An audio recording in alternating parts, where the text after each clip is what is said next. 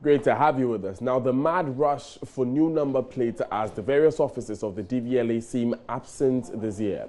Joy News' correspondent in Kumasi, Prince Apia, joins us live from one of the registration centres in Kumasi and reports, unlike the previous years, there seems to be some calm and order as the registration centre. Let's go to Kumasi now and speak with Prince. Prince, what can you report from where you are?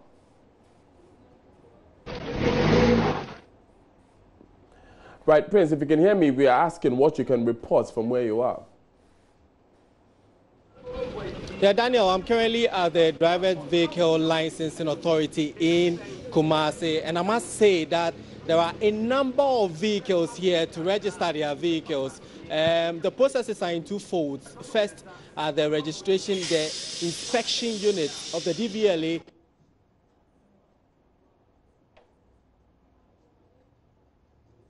Not so much pressure over there, not so much vehicles. The reason given is that most of the drivers or car owners who want to register their vehicles do the inspection earlier and wait for the registration. For the registration, they want to get a 2018 tag, so they wait till early this year to do it. But I have with me some vehicle owners who have been here since yesterday to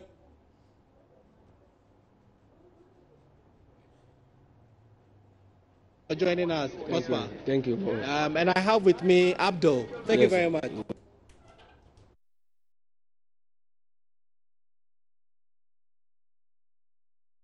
And I'm a bar around 7 o'clock.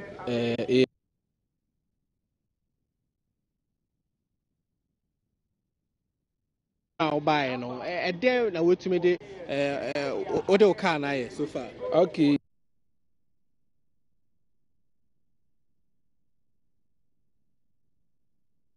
No, maybe if you call B, and mom check some numbers blue ties in home. If you call different.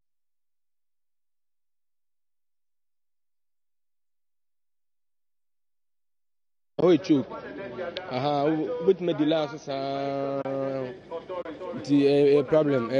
If you process, no, and if I wait through say, I'm a watch if it's a it's a process, and I think I'm in my number plate. I'm a bunch of car road right now. I don't know. I watch our. I don't know. So far. I don't know how many minutes now we do.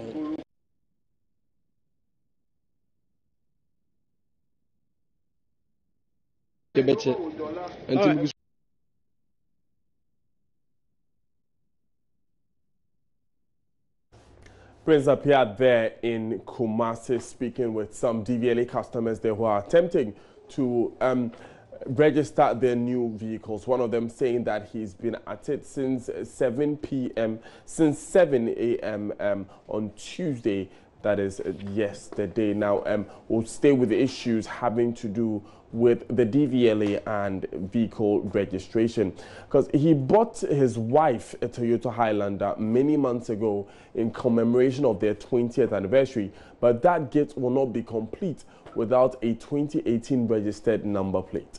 That is a story of an Ashali-Boche-based businessman, Bismarck Nana Atakra.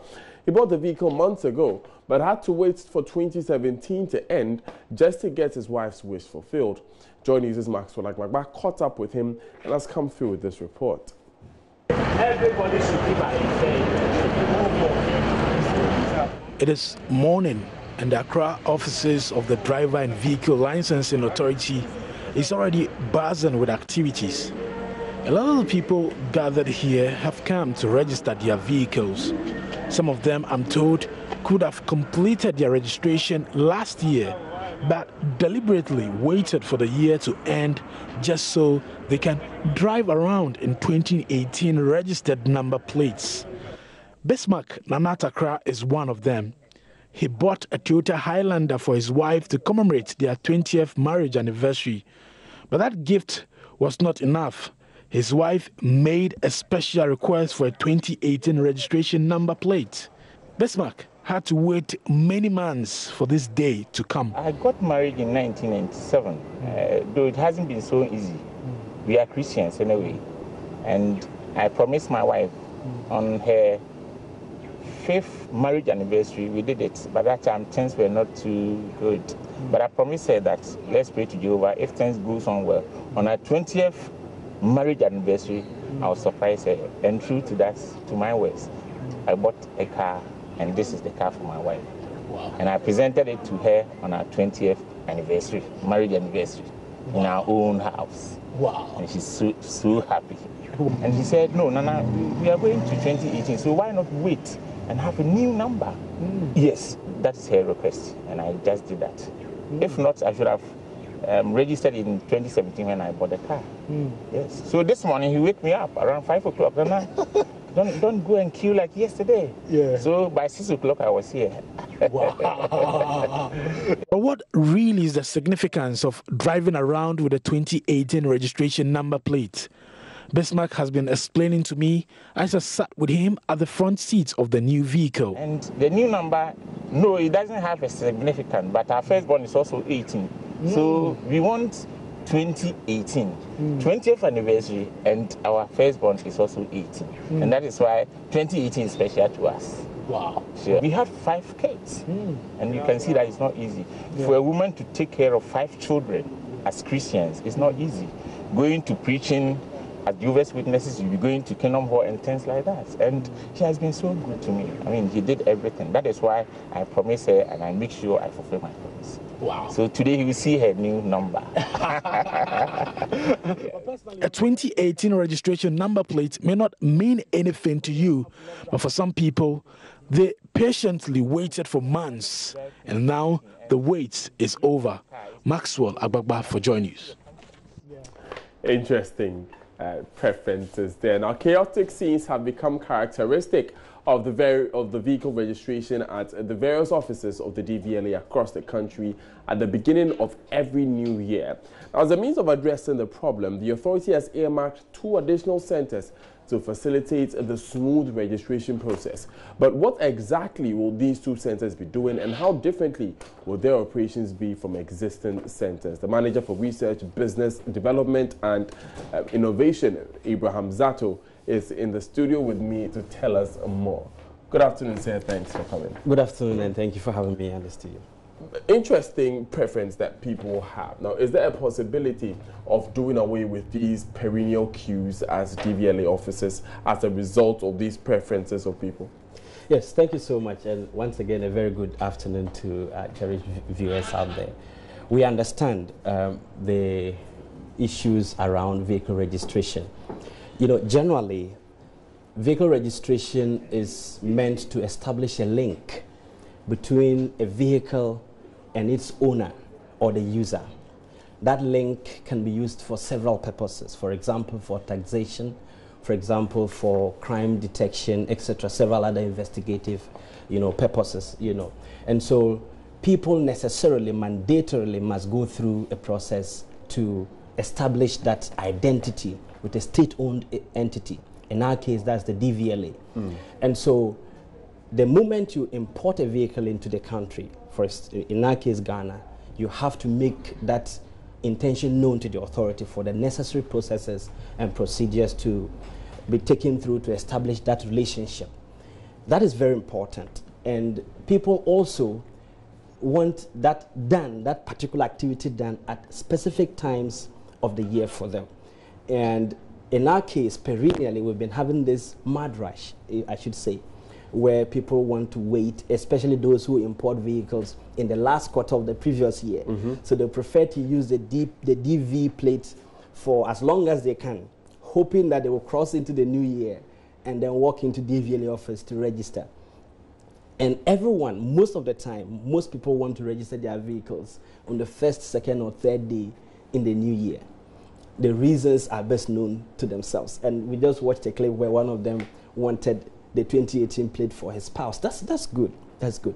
But fundamentally, the entire exercise is intended to establish that relationship that Mr. A owns this vehicle of this category, and this vehicle is known to us and also is informed by the purpose and the intentions for which the owner of the vehicle has brought in the vehicle. So yes.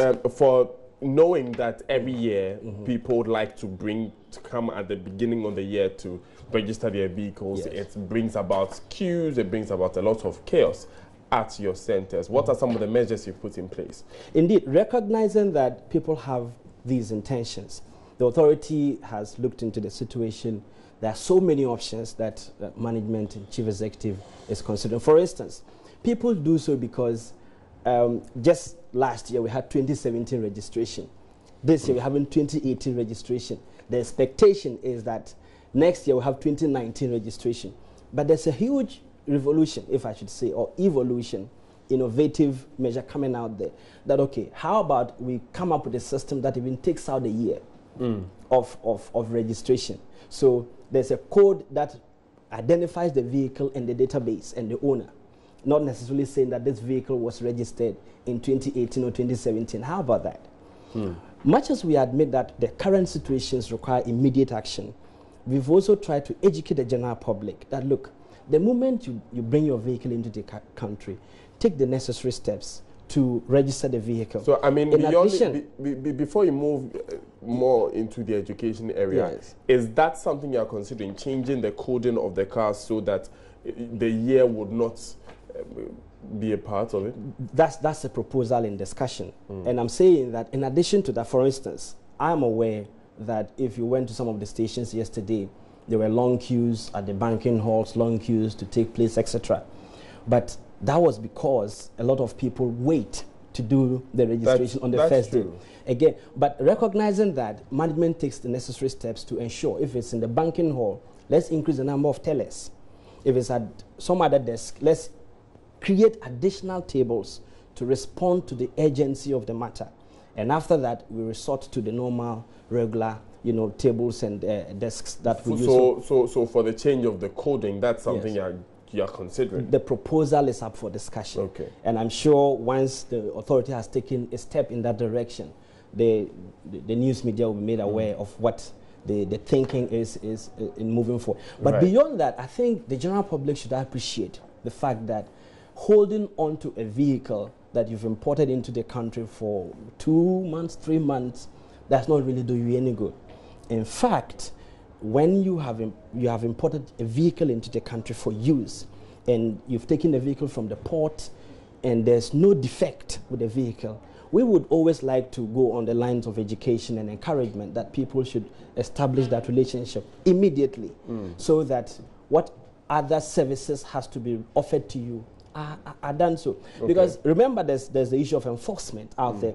So you keep driving a DV plate, and all the time you have to answer questions to the security services as to why you're driving at this time, etc. Okay. I don't know why people want to go through such risks, such turmoil, if I should put it that way, instead of just going straight to the authority to make your registration known.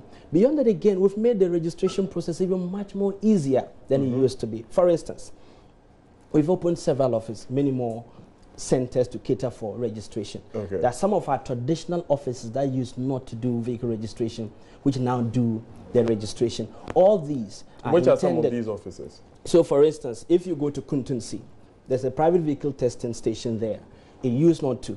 But looking at the nature of, the requirements around, the demand for the service, and residents around that area, it made sense to give them authorization to do vehicle registration instead of all those around them traveling all the way to town to do that. That is the thinking that is going on. And which other centers are there apart from the one at Kumasi? So, for instance, there's one on the Sumenya stretch. Okay. But all regional centers do vehicle registration. All regional centers. In Accra, you can do registration at Weja, the 37 office, and the terminal office just in Accra alone. The one at Kumasi is also doing registration. All these are to make sure that you don't necessarily have to go and clog at one station to do vehicle registration. And that is what we are rolling now. The second point we want to say is some of it is only about vehicle registration. Okay. Others are also about, let's say, driver's licensing.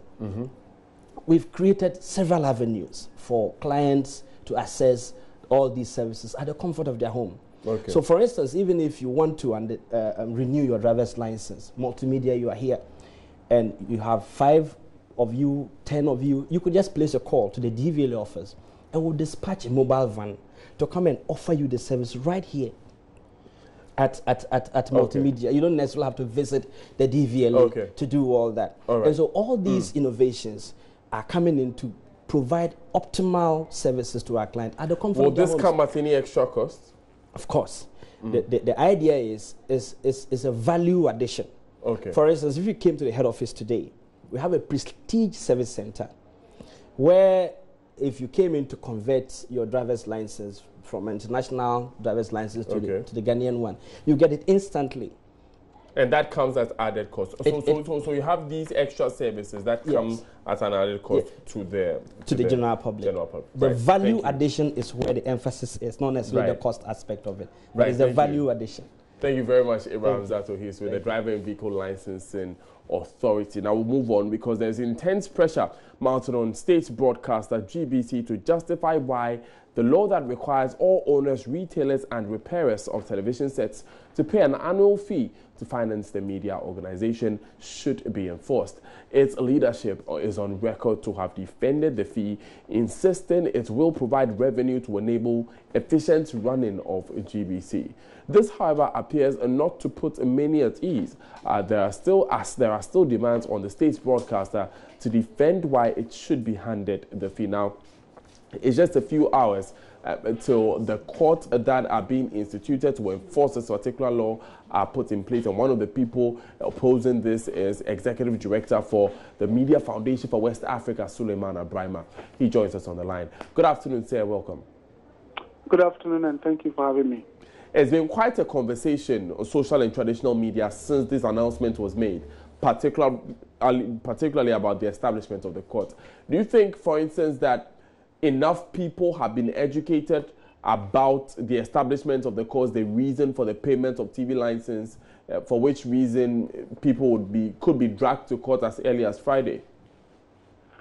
Well, I think that the reintroduction of the regime has been 2 years now. It came into being in 2015, even though previously it was in existence. But it's in 2015 that the law was revised and through an amendment. And one would have expected that GBC would have then crafted a policy for its implementation.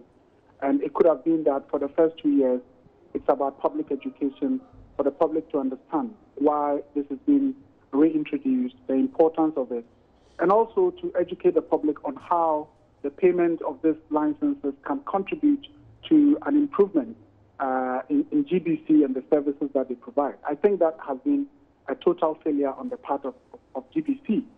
And I definitely would share the view that I doubt people have the level of awareness. And I've even listened to some officials from GBC, and the positions that they espouse, I think, are not fully in line with what the law says. And so if you have people from the entity that is supposed to be driving this process not fully aware and fully having an understanding of what the law says and all of that, then of course if people, ordinary people, TV owners, and those people who are supposed to be paying these licenses have a confusion or have a misunderstanding of what the whole process is about, one can understand where that is coming from. Right. Looking at the picture that we have painted so far, would you say it will be fair to begin jailing people? I mean, cognizance of the fact that they say ignorance of the law is no excuse. Well, I think that, yes, it's been a law, or it is a law now. Courts have been established to ensure that the law is enforced. So that for me is a process that is being rolled out. Indeed, the judges who would sit, the prosecutors who would deal with matters relating to TV licenses are defaulters are human beings. And I believe that even though they say ignorance of the law cannot be an excuse, I believe that as a nation we can have a conversation and let the authorities understand that it is important for people to understand that this is a law, it's a regime. Once you own a TV set, once you're a TV repairer, once you are a dealer, you are supposed to pay a fee. And this is how much you are supposed to pay. It's an annual fee and so on and so forth. But at this stage, I think that it will be a rush, and it may not be justified to start prosecuting people, as you say, right from this Friday. Of course, there are people who are fully aware and know that this is an obligation that they have to fulfill.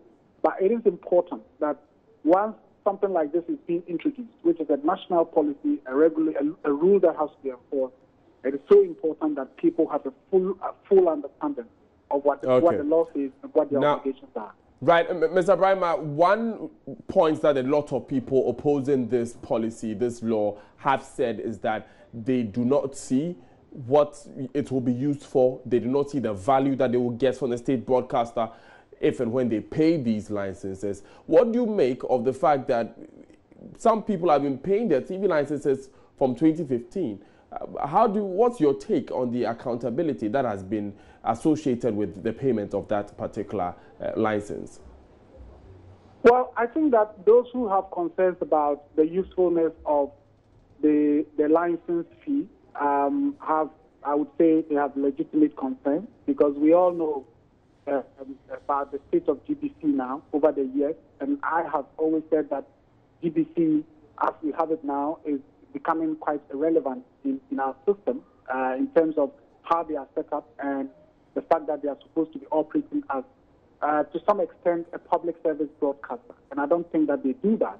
Indeed, people have raised concern about the fact that GBC or GTV competes with private sector broadcasters when it comes to advertising and so on and so forth, which is also true. People have said, well, when you take the staff of GBC, on a monthly basis, they are paid by government.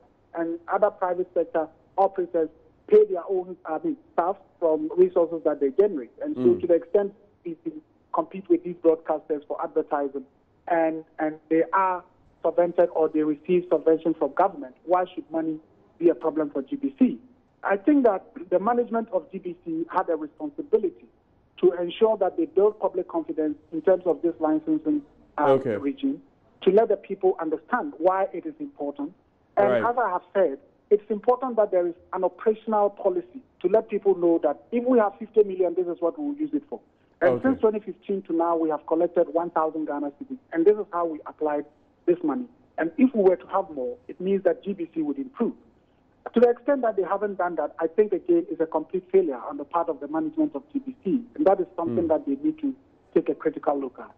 Right. Thank you so much, Suleiman Brima. He is the Executive Director for Media Foundation for West Africa. You're still watching Joy News today. Stories done so far. We have taken you to Kumasi, where Council seems to have restored at offices of the DVLA as persons still clamor to register their vehicles in the first few days of the new year, even though they bought them in 2017. Stay with us, because after this, the head of public affairs at the Ghana National Fire Service, Prince Billy Anaglate, will be educating us on how to stay safe from fires in the Harmattan season.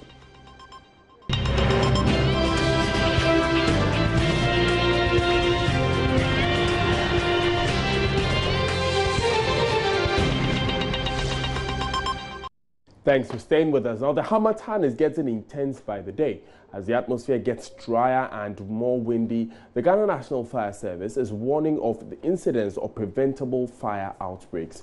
The service is urging the public to ensure optimum fire safety measures to protect their lives and property against any fire outbreak. In case you are not too sure about what to do at the moment as far as fire safety is concerned, I'm joined in the studio by Director of Public Affairs at the Ghana National Fire Service, Prince Billy Anaglate, for some safety tips. Good afternoon, sir. Thanks so much for joining us. Thank you for the opportunity. So first of all, we understand that between the 24th of December and the 2nd of January, that's 24th December 2017, 2nd January 2018, we've had 207 fires. Is this good or bad?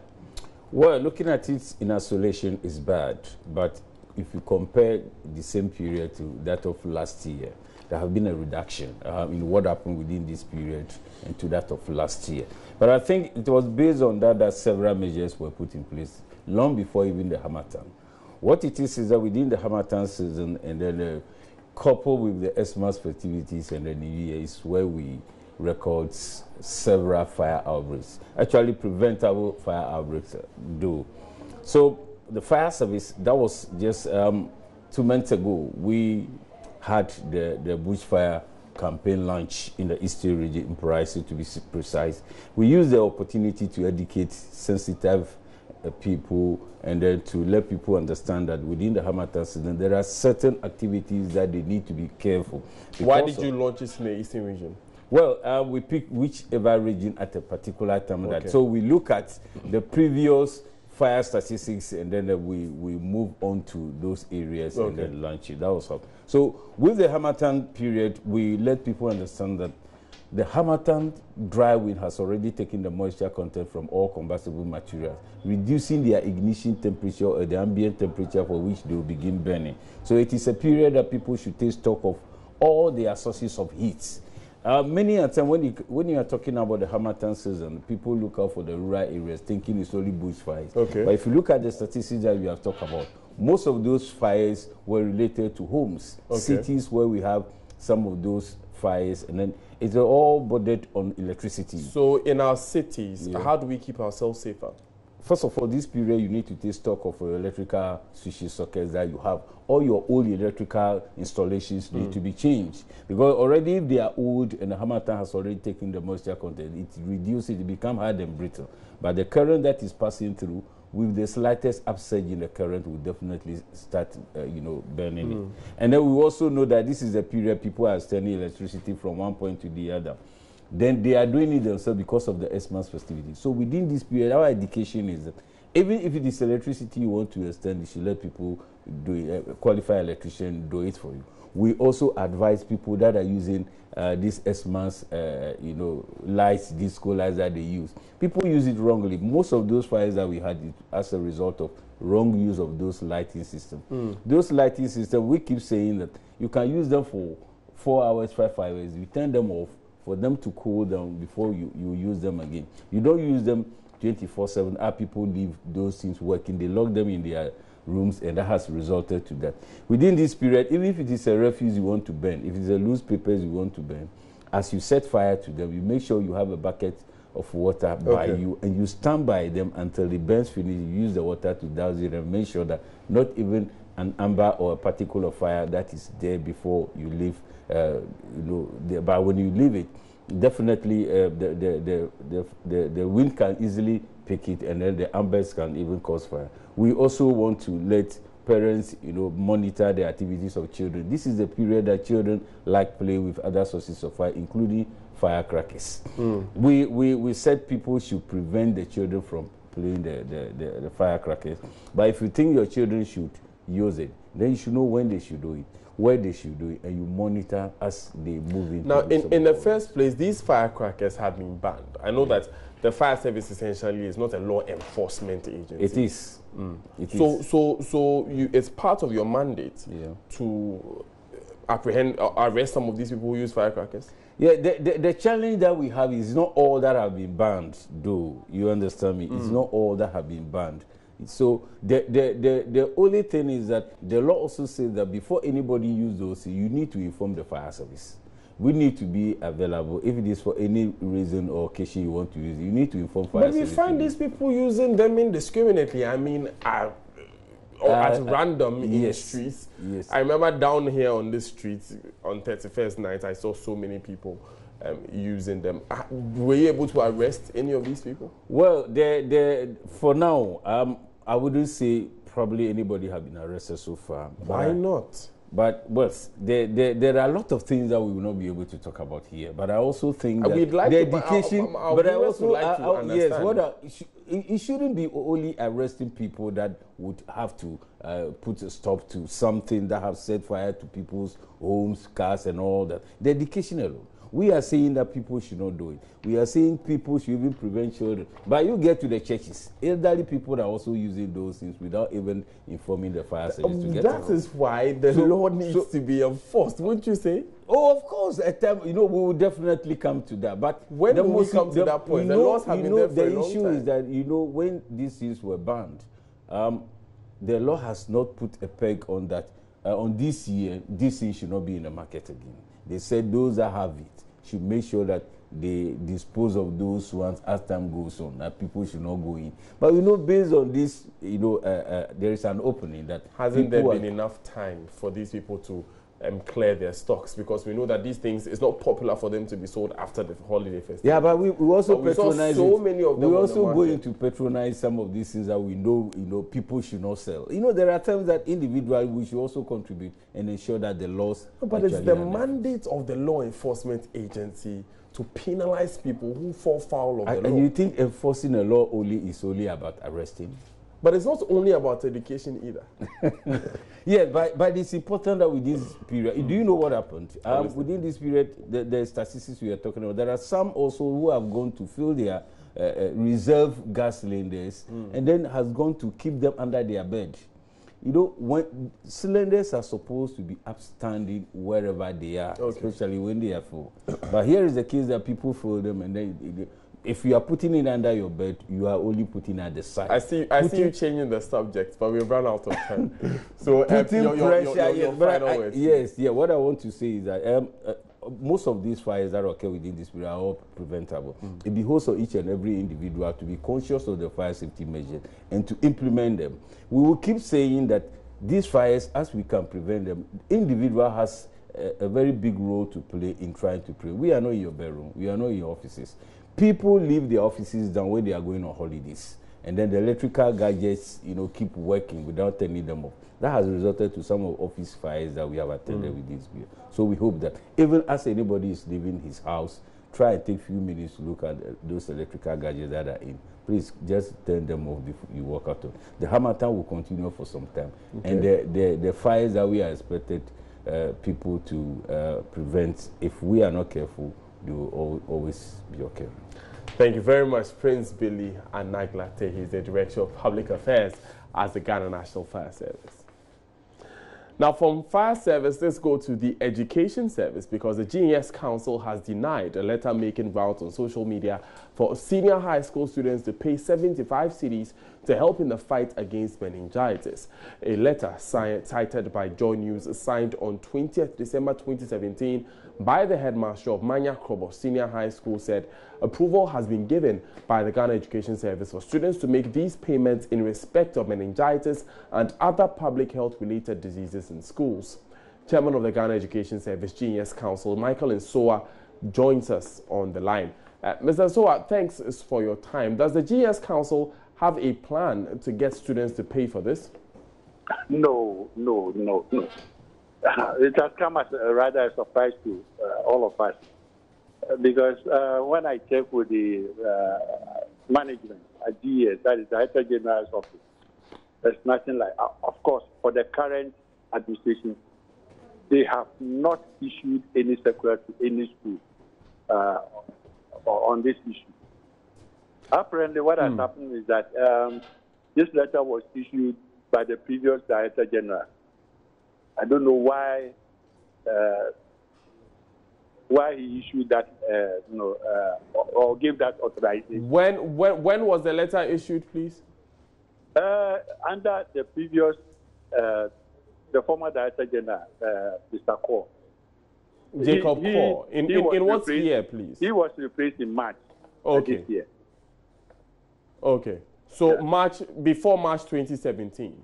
Yeah, that's before March 2017. Right. And this headmaster, can you confirm that this headmaster of Manya Krobo Senior High School is charging students based on this letter that Mr. Kaur wrote? Yes, we have a copy, and we have invited the headmaster. Unfortunately, tomorrow and the next day, the team will be in Cape Coast. So we've asked the headmaster and the PTA chairman also to come to Accra for a discussion. Should he expect to be penalized for this? Well, we want to know why, where this thing is coming from. Because we expect that the letter that was issued at the time when there was no indication of any outbreak of meningitis or whatever, why he is acting on it now. So if you can convince us, yes, we'll be grateful. Right. Mr. Nsoa, finally, sir, the scare of meningitis and H1N1, this public health crisis, as some experts have said, is quite real. Will GES be making any funds available for public health in schools? Oh, you see, we are working with the Ministry of Health. It is the Ministry of Health who advise on the next steps. Whatever happens, we have to work with the Ministry of Health. GES or the Ministry of Education on its own cannot, issue any statement on issues that border on health. But surely, Mr. Nsoa, for instance, after the initial summary reports that was released by health authorities after the outbreak of meningitis and H1N1 advised for health personnel to be posted to various senior high schools, for health facilities at various senior high schools. All of these are things that must for increased education at senior high schools. Who is funding those activities? Oh, it is not an issue about funding. We have arrangement with all district directors of education in Ghana. In fact, now the rule is that all medical exams for admission to schools will be done by district directors of education, so that they will have the history files of all students in any secondary school in any district, so that when there is any indication of sickness, whatever type of sickness, the children will be asked, or the school will be asked to send the children to the nearest district hospital. So for the provision of health facilities, increased health facilities and personnel on the school campuses, will we be seeing that too? That is being worked out with the Minister, because you see the nurses are already on the pay of the Minister of Health, and the teachers and the other are also on the pay of the Minister of Education.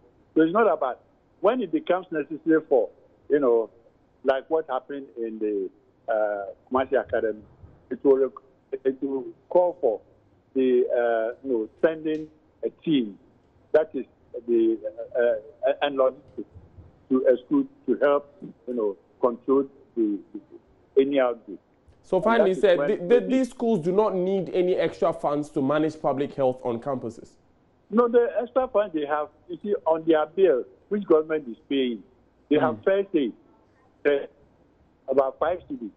And if you have 1,000 cedis times 5, that is the money you can use to provide the medications that what we normally call over the counter. Okay. All right. But when it needs extra things, then of course you have to send the children to the hospital. So you cannot administer any medication that you are not qualified to do. Right. Thank you very much, Michael Nsoa. For the sake of time, I would have to end it here. He is the head of the GES Council. You're still watching Joy News today. It's time for business.